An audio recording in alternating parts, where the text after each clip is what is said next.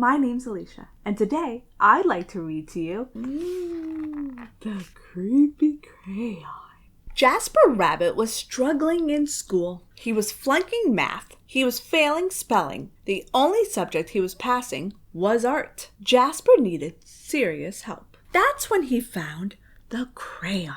It was purple, pointy, and perfect. And somehow it looked happy to see him. That night, Jasper knew he had to study for his spelling test, but Tales from the Carrot Patch was on. By the time it was over, he was way too tired to study. The test was a disaster. Jasper couldn't remember how to spell a single word. That's when he noticed something strange. Jasper picked up the crayon. Immediately, he spelled all the words correctly. When he got his test back, he got an A+ and a sticker. The crayon looked pleased. Creepy, but cool.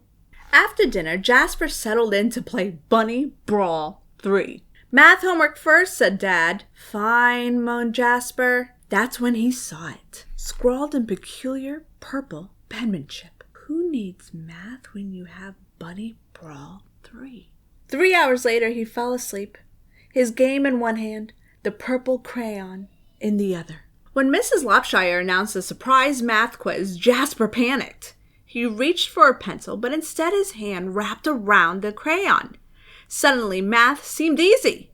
He knew when to carry the one. He knew when to borrow from the bigger numbers. It was like the crayon knew exactly what to do. After the quiz, he saw it, written on his backpack. Jasper and crayon forever. Jasper felt a little shiver go up his spine. The next day was the deadline for the poster contest. Jasper had been working on his entry for weeks. It just needed a few finishing touches. The purple crayon rolled across the table, all by itself. But Jasper ignored it. Don't ignore me, said the crayon. He shuddered. He scrubbed the writing off the table. He zipped up the crayon into his pencil case. He tried to forget all about the crayon. But when he woke up, his precious artwork was better than ever. It was a horrifying masterpiece. In purple! Fantastic work, cried Mr. Hoppy Pot.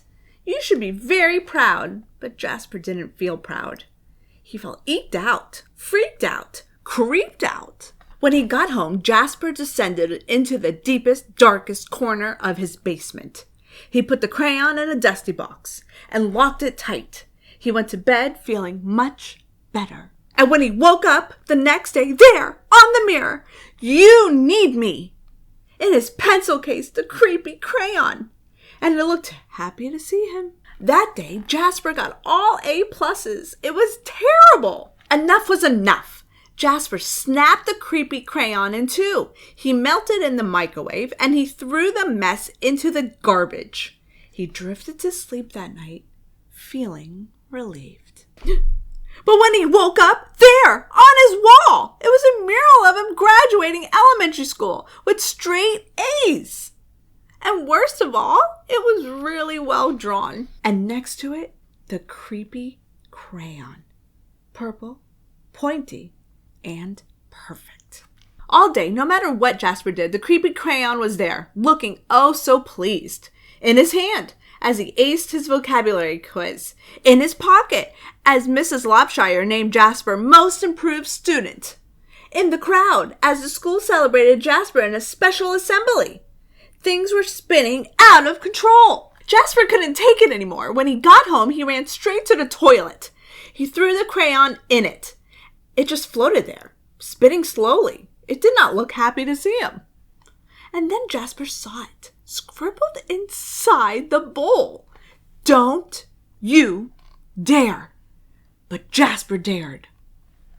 He's flushing him down the toilet, do you see?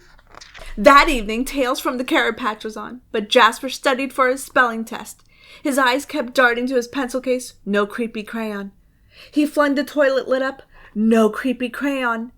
He got into bed nervously, watching his walls. No creepy crayon. During the test, Jasper spelled ocean wrong, but he spelled courage right. He got a C+. It was glorious. It wasn't an A, but it was his. He headed home from school that day, finally feeling free. Far, far away was an old sewer pipe. Out and away floated the purple crayon. Slowly, silently, it drifted for days and weeks. One thing was clear. The creepy crayon would never cause trouble ever again. Except that's when Elliot Pelican spotted the creepy crayon.